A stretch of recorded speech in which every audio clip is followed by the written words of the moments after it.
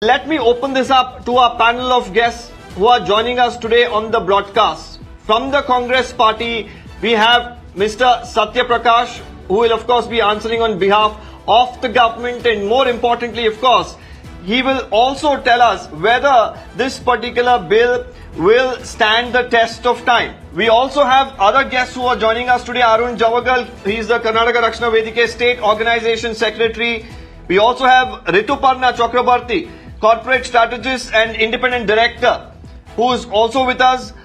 Abudaya Singh Rana, he is a former Chief of Staff from an academy, who is with us. But before I go to all of them, we have a special guest, Labour Minister of Karnataka, Mr. Santosh Lad, is also joining us on the broadcast. So my first question, of course, will go to him.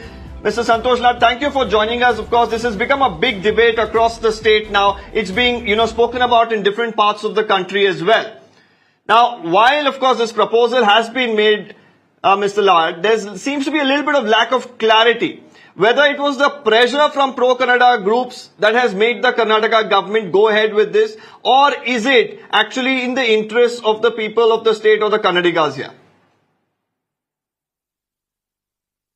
It's both vice versa. The reason is, one is the pressure from the local and as well as from the government. We thought that the local people should get more benefit.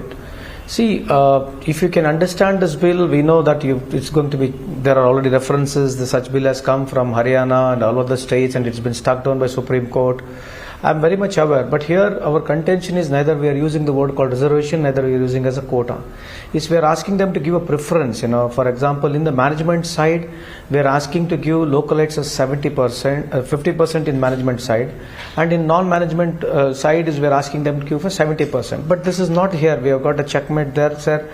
In case you can't get all those things which you were supposed to get, still again we say you can have a concession. There is again you can drop by 25% here and 50% there.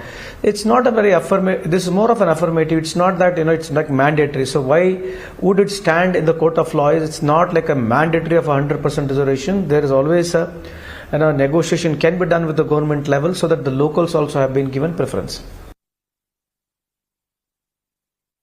Okay. Now, on one hand, of course, you're saying there's ambit for negotiation. On the other hand, of course, you're saying it's not, going to be mandated, or people are not going to be told that you have to do this. But, there are apprehensions that many of the industry giants are raising. So once the bill is really tabled and it becomes law, what is the level of adherence that you will be expecting from these companies?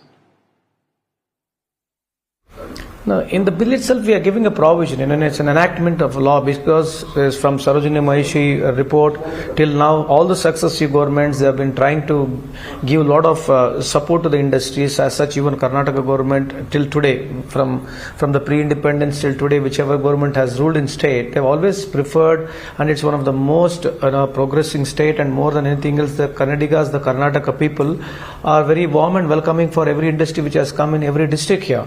The question is, I need to just tell you that the whole idea of the government is not to force on them. So when I say what you mean not to force is, when we say 70%, so if 70% if it is not available there, you can drop by 20% still there. In the management, when we say it is 50%, if you don't get the requisite talent, you can drop by another 25% here. It's a fair deal. Matlab, people from outside state also get equal opportunity. I want to repeat here, even people from a different state, even though they are not localites here, still get the equal opportunity. So I really don't understand why there is a lot of negative sentiments about it.